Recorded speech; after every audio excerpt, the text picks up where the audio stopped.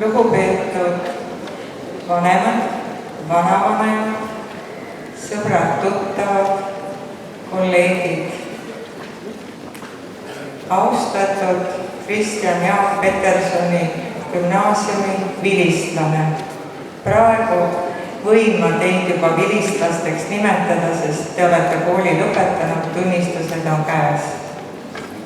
Täna on palju räägitud lugudest, et olete ühe loo algus, igalühel on oma lugu, aga tegelikult täna lõpeb üks lugu teie jaoks. See on kooli lugu.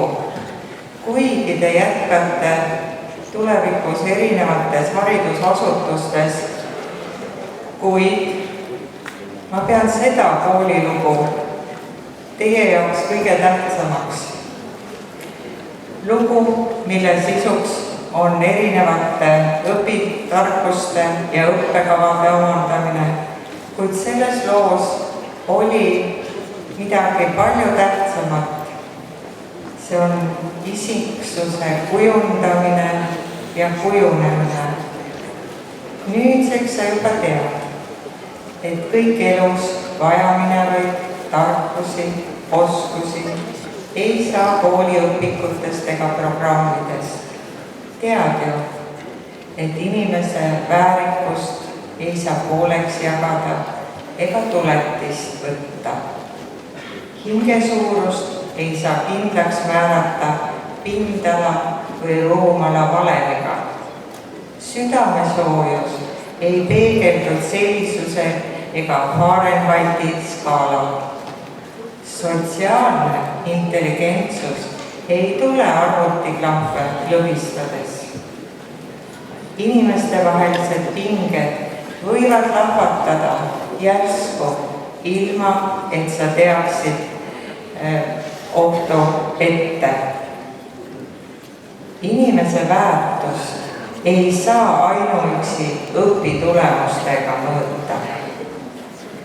Kõike seda oled sa kogenud ühel või teisel viisil ja need teadmised, oskused, kogemused ei unune kindlasti.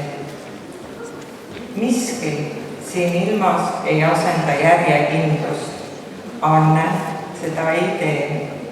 Miski pole tavalisem kui edutud ja andekad inimesed. Geniaalsus seda ei tee. Tunnustamata geenius on peaaegu et vanasõna, vaid püsivus ja järjekindlus on kõikvõimsad. Mõelge oma peaga, tundke oma südamega, astuge oma jalgadel. Õppige tundma õnne ei millestki, ole sina ise. Head teed sulle. Head kolleegid, tee siiani pole olnud just lihtne, kuid rõõmegi on jagunud üksjagu. Ma tänan teid selle vaeva eest ja selle eest, et usk õpilasse ei kadunud teist mitte hetkekski. Aitäh, minu esimesed vilistlased ja minu õpetajad. Aitäh teile!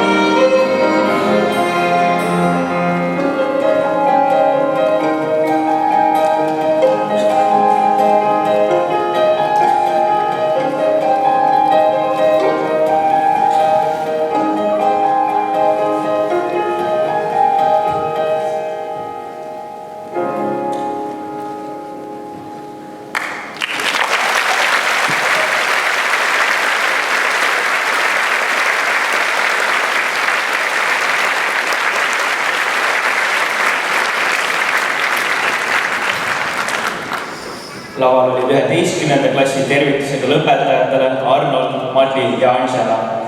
Palume lõpetajate poolseks sõnavõtuks lavale õpilasesinduse presidendi Hanna-Liina Jaanuse.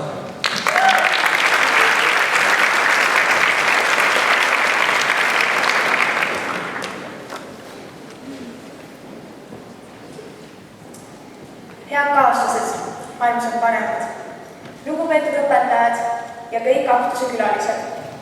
Aeg jäädustub lugude kaudu.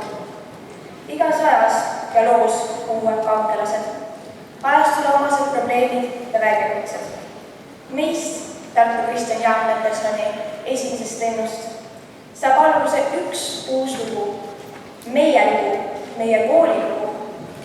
Ometi on selle sees ja taga palju erinevaid elu ja mõtteringe, millest mõnele soovingi täna keskenduda. Kallid õpetajad, sõbrad, kooli näo loovad inimesed. Seega tuleb ja jääb Petersoni kooli esimene lennupilt just meist esimestest. Muidugi pole need 3 aastat kellegi jaoks lihtsad. On olnud nii raskeid aegu kui ka lõbusaid hetki. Tänases on raskused seljatatud. Oleme siin õnnelikud, millest mõnele ja veidike ärevad. Nende aastate jooksul on toimunud haridussüsteemis palju muudatusi, millega pidime silmitsi seisma. Usun, et need katsumused on teinud just meist tugevamaks ja andnud meile juurde enesekindlust, et alustada oma elus uusi peatükke, leida uusi valutamist väärt mägesid ja kõrgusi. Mul on rõõm olla osa meist. Armsad lennukaaslased, toredad andekad noored, kellel on kõik uksed valla. Kallis koolipere, kodutunne on sõna, mis kirjeldab meie kooli kõige paremini. Et meil on puhtad ja avarad ruumid, mugavad puhkekohad, kus saab sõpradega suhelda või kodutöödest ennast järele aidata.